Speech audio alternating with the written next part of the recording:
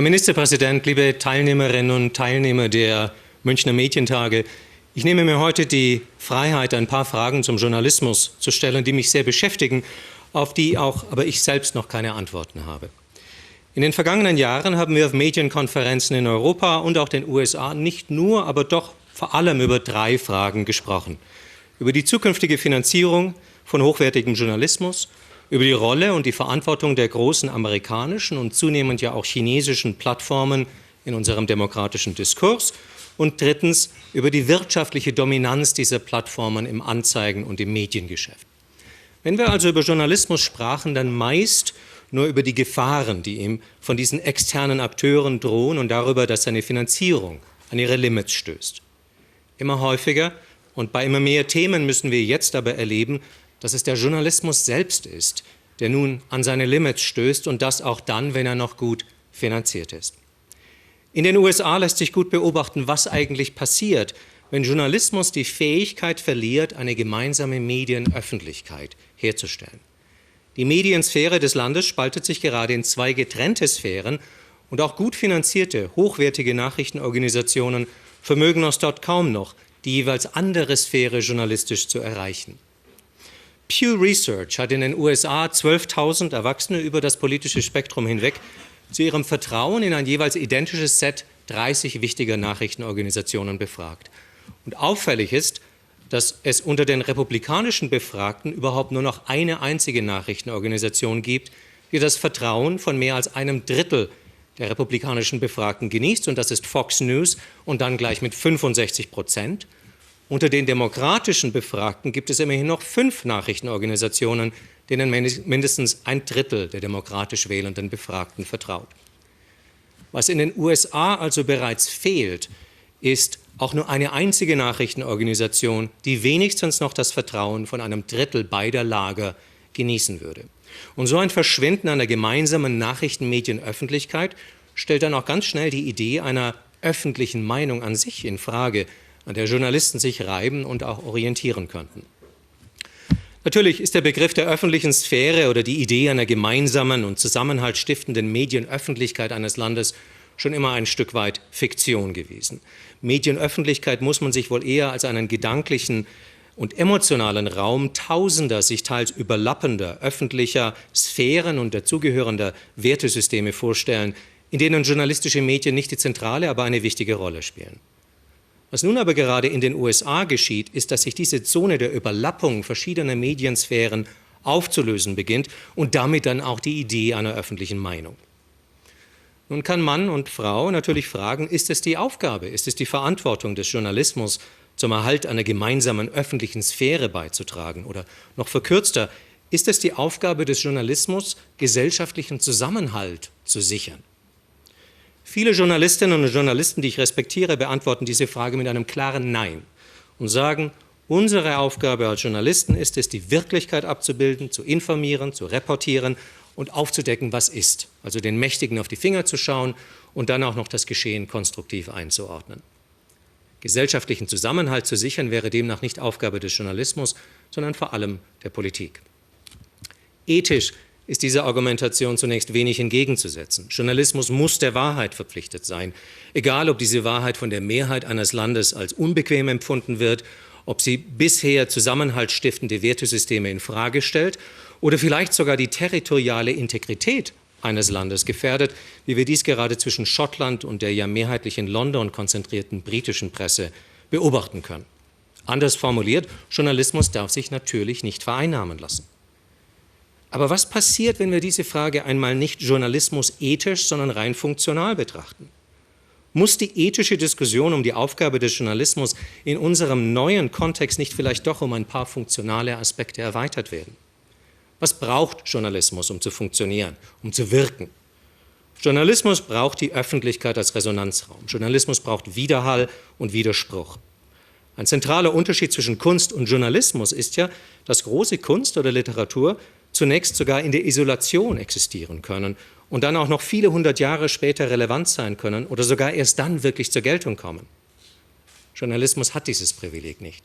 Journalismus muss jetzt wirken, heute, diese Woche, diesen Monat oder gar nicht. Also kann es Journalisten eigentlich nicht egal sein, wenn sich ihr Resonanzraum, ihr Wirkungsgebiet nun so dramatisch verkleinern, wie dies gerade in den USA geschieht und zunehmend auch in Großbritannien.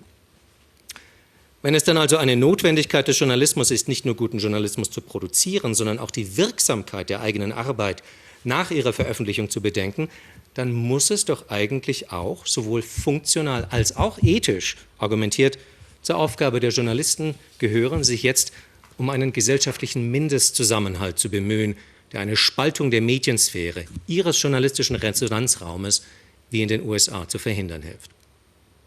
Schauen wir nach Europa. Hier sind besonders die Daten des Reuters Institut in Oxford aufschlussreich. Für seinen jährlichen Digital News Report stellt das Institut in zahlreichen Ländern der Welt die scheinbar simple Frage: Do you trust the news most of the time? Vertrauen Sie den Nachrichten meistens? In Deutschland wurde diese Frage zuletzt immerhin noch von 45% der Befragten bejaht.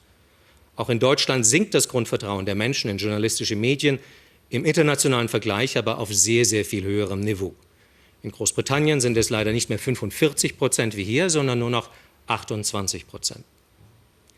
Nun glaube ich, dass es verkürzt wäre, aus dem sinkenden Vertrauen der Menschen in die Nachrichtenmedien ihres Landes so eine Art Schulnote für Journalisten abzuleiten oder nur die Medien selbst für diesen Vertrauensverlust verantwortlich zu machen. Redaktionen können natürlich sehr viel tun oder unterlassen, um das Vertrauen ihrer Leserinnen oder Zuschauer zu stärken. Das Vertrauen der Menschen in die journalistischen Medien ihres Landes hängt aber auch sehr stark und nachweislich von ihrem generellen Vertrauen in die Politik und die politischen Institutionen ihres jeweiligen Landes ab. Genau deshalb kann auch gar nicht überschätzt werden, welch enormen Schaden Politiker wie Donald Trump oder auch Boris Johnson nun innerhalb nur weniger Jahre angerichtet haben. Als Journalisten und Medienmanager haben wir zu lange gedacht, Trump und seine verschiedenen Nachahmer wollten nur die ihnen gegenüber kritischen Medien schwächen, weil wir uns zunächst gar nicht vorstellen konnten, dass es Trump und seinen Nachahmern noch um sehr viel mehr geht. Es geht ihnen darum, jegliche Koordinatensysteme von wahrhaftig oder unwahr, von ehrenhaft oder unehrenhaft, wirklich oder erfunden zu verwischen und zu zerstören. Steve Bannon, der einstige Strategiechef Donald Trumps im Weißen Haus, bestätigte diese fundamentale, politisch ganzflächige Medienzerstörungsstrategie einmal in einem Interview mit dem Journalisten Michael Lewis. Bannon sagte, Zitat, "The Democrats don't matter. The real opposition is the media. And the way to deal with them is to flood the zone," in diesen Worten, "to flood the zone with shit." Übersetzt, die Demokraten spielen keine Rolle. Die eigentliche Opposition sind die Medien. Und der beste Weg, mit denen fertig zu werden, ist, den gesamten Mediensektor mit Dreck zu überfluten. Journalisten und Journalistinnen denken in Kategorien von wahr oder unwahr, von faktisch belegbar oder nicht belegbar. Es ist aber ein journalistisches Missverständnis zu glauben, Populisten wie Trump oder auch Johnson ging es nur darum, Wahres und Belegbares als unwahr und als nicht belegbar zu verdrehen. Es geht ihnen um sehr viel mehr. Und zwar darum, die Bedeutung, den gesellschaftlichen Wert von Wahrheit an sich aufzulösen. Und fragen Sie sich wahrscheinlich, weshalb könnte irgendjemand so etwas wollen? Wozu? Die Journalistin Nina Schick, die gerade in London ein vielbeachtetes Buch über künstliche Intelligenz und Fake News veröffentlicht hat, sagt dazu, wenn die Wahrheit und die Suche nach Wahrheit nicht mehr länger von Bedeutung sind, dann ist das Einzige, was noch zählt, die rohe Macht, das Recht des Stärkeren. Wenn also ein Wertesystem erstmal zerschossen ist, gibt es keine Empörung mehr, keine Scham und damit auch keine moralische oder ethisch begründbare Rechenschaftspflicht. Das öffentliche Anprangern aber, das Beschämen können von Fehlverhalten ist ja eine Grundlage für die Wirksamkeit speziell von investigativem Journalismus. Seit mehreren Jahren sehen wir nun, wie Enthüllungen, die früher den sofortigen Rücktritt eines Politikers oder einer Unternehmerin nach sich gezogen hätten, heute immer öfter oder eigentlich fast immer folgenlos verpuffen.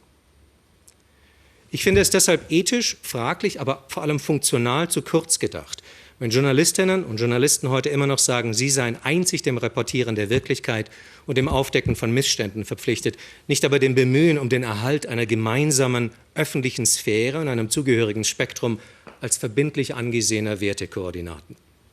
Ohne journalistische Medien, denen auch über ihr eigenes politisches Stammspektrum hinaus vertraut wird, ohne eine als gemeinsam wahrgenommene Mediensphäre, verliert der Journalismus insgesamt sehr schnell seine Wirksamkeit und dann seine Fähigkeit, eine Gesellschaft voranzubringen, ganz egal, wie gut er noch finanziert ist. Was könnten journalistische Medien also tun, um einem Aufsplittern oder Auseinanderbrechen der Medienöffentlichkeit entgegenzuwirken, wie wir es in den USA und zunehmend auch Großbritannien sehen? Dazu eine kurze Geschichte. Ein Phänomen aus den Monaten vor dem Brexit-Referendum in Großbritannien vor 4 Jahren war das seltsame Desinteresse so vieler Journalistinnen und Journalisten an der Tatsache, dass die journalistische Richtigstellung von Lügen oder Falschbehauptungen vieler Brexit-Aktivisten kaum Wirkung zeigte und auf wenig Leserinteresse stieß. Ich habe mich damals privat für den Verbleib Großbritanniens in der EU engagiert und einer Gruppe von Remain-Aktivisten mit Strategieberatung geholfen. Und zu diesen Aktivisten zählten auch einige einflussreiche britische Journalisten. Die Frage, wie es eigentlich dazu kommen kann, dass die Mehrheit der Brexit-Befürworter zwar durch den Austritt aus der EU persönliche Nachteile erleiden werden, dann aber trotzdem für den Brexit stimmen, interessierte diese Journalisten erstaunlicherweise kaum. Die einzige Antwort meiner damaligen Mitstreiter auf dieses Phänomen bestand nur darin, die Brexit-Unterstützer in der Bevölkerung für irgendwie desinformiert zu halten und dann primär Journalismus in Form des Fact-Checking zu betreiben, also falsche Tatsachenbehauptungen der führenden Brexiteers und gelegentlich auch der Remain-Aktivisten öffentlich zu widerlegen.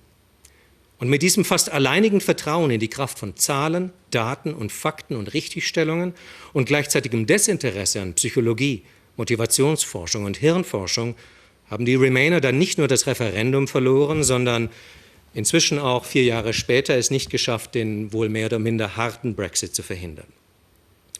Diesen journalistischen Reflex, im Zweifel nur der möglichst immer häufigeren Wiederholung wahrhaftiger Fakten zu vertrauen, sehen wir ja auch im Umgang mit Gruppen, die zum Beispiel die Existenz des Klimawandels leugnen oder des Covid-19-Virus.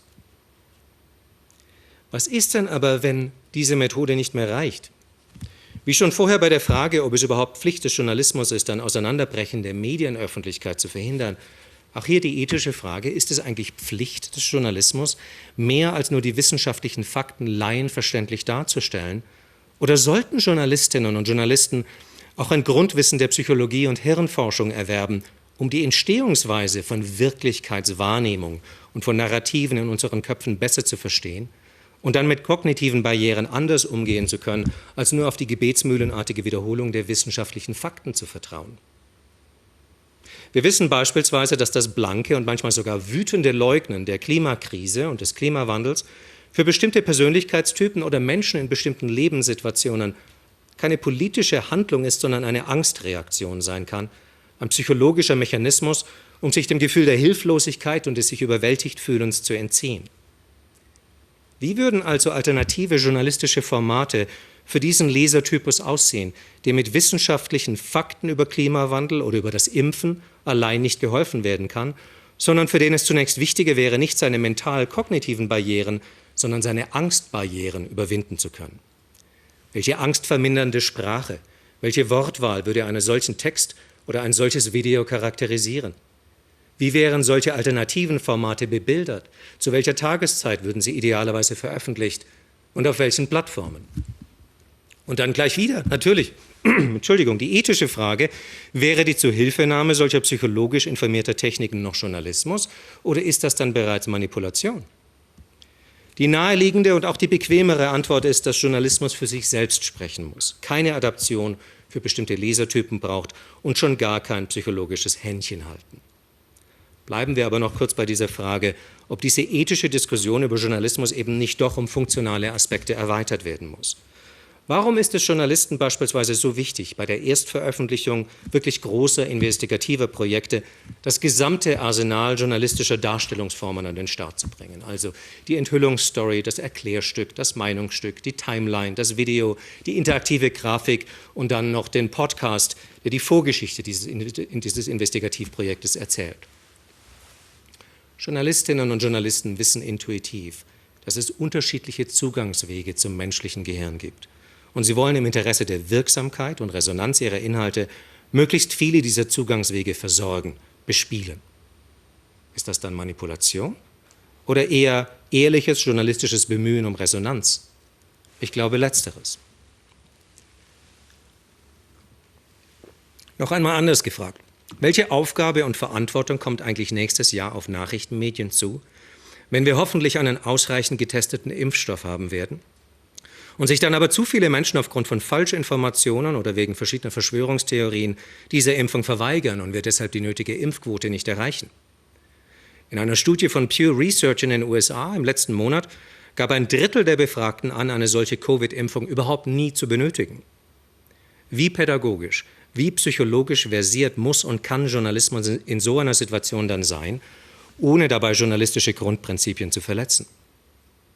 Es ist ja eine Sache, 5 oder 10% der Bevölkerung als journalistisch nicht erreichbar zu betrachten. Aber was, wenn das ein Drittel ist? Überspitzt gefragt, ist es eigentlich noch verantwortbar, an journalistischen Formaten festzuhalten, deren Wirkung so messbar nachlässt? Ich weiß, wir sind hier bei den Münchner Medientagen und nicht in New York oder London. Und wie der Reuters-Report zeigt, ist das Vertrauen der Deutschen in ihre Medien im Vergleich zu den USA oder Großbritannien ja immer noch sehr viel größer. Und vielleicht sind meine Fragen und Sorgen inzwischen auch zu sehr von meiner Arbeit auf allen anderen Kontinenten geprägt. Die deutsche Medienöffentlichkeit ist aber auch keine Insel. Und trotz des im internationalen Vergleich noch recht hohen Vertrauens der Deutschen in ihre Medien stehen uns in Deutschland im nächsten Jahr mindestens 2 sehr große journalistische Bewährungsproben bevor. Die Covid-Krise.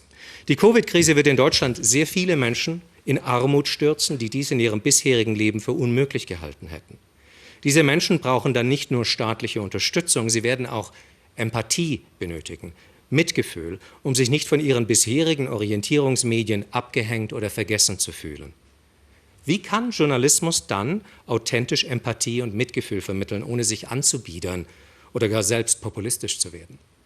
Zweite Herausforderung, die Klimakrise. Die Klimakrise ist immer noch nicht das mediale Topthema, das sie längst sein sollte. Sie wird es aber werden.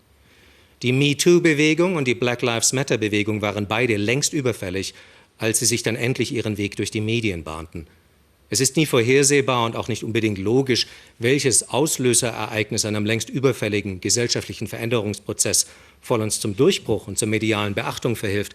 Aber es ist absehbar, dass die Klimakrise unser nächstes Großthema wird, das dann allen journalistischen Medien, Managern, Journalistinnen und Journalisten, Ihnen und mir die Vertrauensfrage stellen wird. Was habt ihr bisher getan? Wo wart ihr? Was habt ihr gewusst und seit wann? Wo sind eure Expertinnen und Experten zur Klimakrise in der Redaktion und warum so wenige? Wie groß ist der CO2-Abdruck eures Medienunternehmens oder wieso wisst ihr das immer noch nicht? Ab wann und wie werdet ihr euer Medienunternehmen CO2-neutral betreiben, damit euer Journalismus zum Thema weiterhin glaubwürdig bleibt? Und vor allem, wie begleitet ihr journalistisch den größten Umbau einer Volkswirtschaft in Friedenszeiten, um die Klimaziele hoffentlich doch noch zu erreichen? Und immer wieder die Frage, welche neuen journalistischen Methoden habt ihr entwickelt, um auch Leugner der Klimakrise nicht einfach abzuschreiben oder reflexhaft mit den immer selben Fakten und Richtigstellungen zu bewerfen, die wenig bewirken, sondern sie vielleicht auf neuen, psychologisch geschulteren Wegen zu erreichen? Ich plädiere also dafür, dass Journalismus sich nicht nur in seiner Fähigkeit zur Wahrheitsfindung misst, seinen großen investigativen Erfolgen und dem Vertrauen seiner Stammleser, sondern auch darin, die Journalismusverweigerer wieder zu erreichen. Ich danke Ihnen.